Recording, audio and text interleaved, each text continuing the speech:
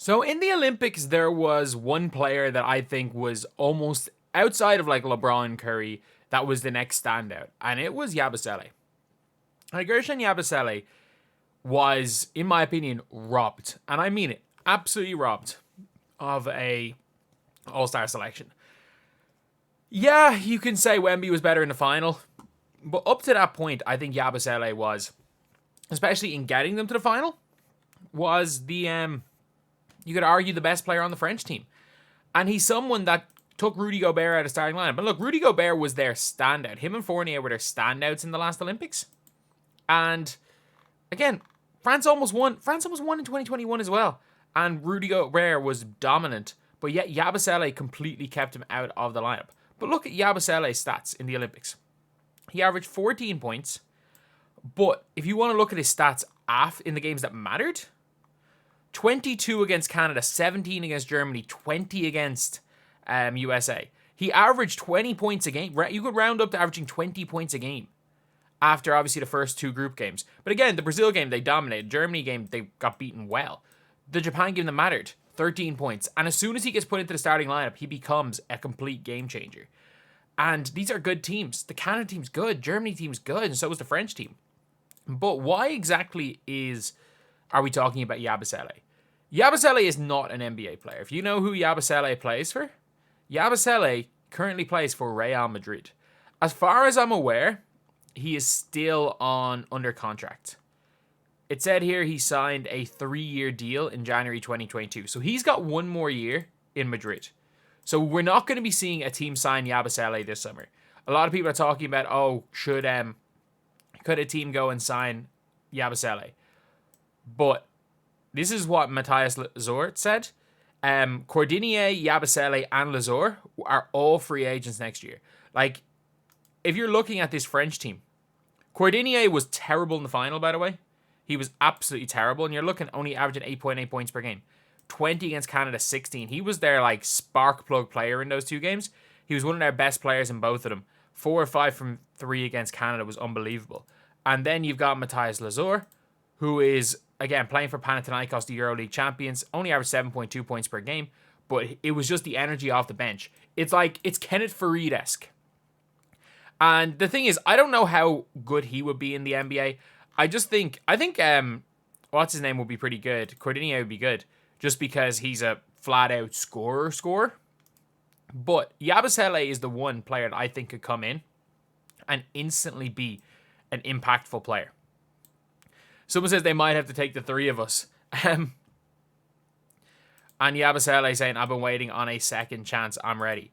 And the reason why, again, he was out of the NBA is purely because he was not good enough at the time. And that's the funny thing is, like, at least we're seeing these international competitions. Like, players develop at different stages in their career. Like, I'm sorry, this is what Yabusele looked like. Yabusele literally was out here looking like, he was looking like this. So, like, this is what Yabusele looks like now. Like, looking like almost a Zion athletic freak. This is what Yabusele looked like then. Like, he was just not in shape. He was just not in shape. Like, when this man and Grant Williams were both on the same team, everyone was just, like, when they'd be on the floor at the same time, it's like, how are these guys this build and being in the NBA? Especially because he wasn't, like, an out-and-out big. He's more of a big wing. Now he's, like, built like a freaking LeBron, almost. And if you want to look at how he's gotten on, like, in his career, he was a EuroLeague champion last year, 2-time ACB champion. But when he played with Boston for, 2 years? I could have swore he played with Boston for a bit longer. But he played a lot in the G League, and like, he played 70 games and averaged 2 points per game.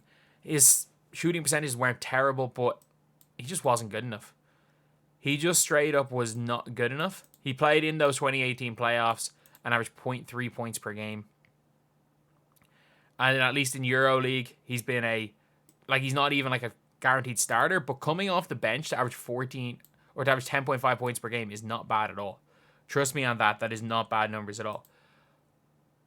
But it'd be very interesting to see about him coming to the NBA, because he can't do it for another year. He's not a free agent until next year. The hype will have died down. I think if he was a free agent right now, if his Real Madrid contract ended at this point now, I think he would be in the NBA. But you also have to take into account like where suits him. So by the time he's come to the NBA, he's gonna be a near 30-year-old, without much NBA experience. We've seen from Micic, from Virgenkov, even from Bogdan Bogdanovic, is that it takes time to figure out the NBA basketball. And I know he's been there for a few years. He was terrible, though. So I think there are no more. Like, the San Antonio Spurs of the past don't exist. A team that plays like a European style of basketball, that you can bring in a good EuroLeague player and they instantly can become an impactful player. That does not exist. The problem with it all is that you almost have to treat these guys like they're rookies. And we saw it again with Micic, how much he struggled last season. You've got to put them a lot of time on rebuilding teams, but nobody wants to give a 30-year-old minutes on a rebuilding team before they become something good. So it'll be very interesting. I do think he'll be back, but I have a feeling that he's going to be back, flame out again. And I think had a team like the Celtics stuck with him, had Boston stuck with him, had he gotten into better shape when he was in the NBA, and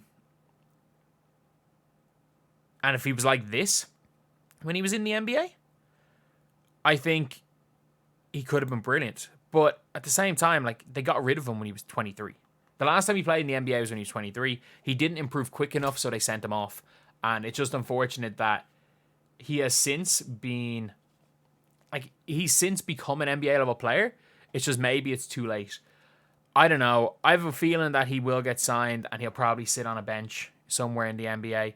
I would love that if there was a team that played a little bit more. To be fair, when it comes to France, it probably is, like, it's not the worst thing in the world playing for France, because they play quite a similar style to how USA played, and he did well in that. But I think he's better. He is probably a top 250 basketball player in the world, and there's 450 spots in the NBA. It's just based on circumstances. There's no real room for improvement at this point in his career. I don't know if he can come in and instantly help a contender, but I also don't think... I think eventually he could, or I think the year or two development that it might take for him to become that, I don't think a team's willing to risk that on a near 30-year-old. So I see him being in the NBA, but I see him flaming out. And that's not to say he's not one of the better... He wouldn't be one of the best... Again, probably best 250. He wouldn't be in the better half of NBA players. It's just the NBA is literally stars and young players you hope to develop into a star, or people that have, or journeymen that have just stuck in the league long enough, and you know, okay, let's just give them a contract. Let's just keep them around for chemistry reasons. And I'm not sure Yabusele is any one of those three things at this point in time. So yeah, I don't think it's going to be, as sad as it is and as good as a player he is, I think he's going to have a better career just being balling out a EuroLeague for a team as good as Real Madrid.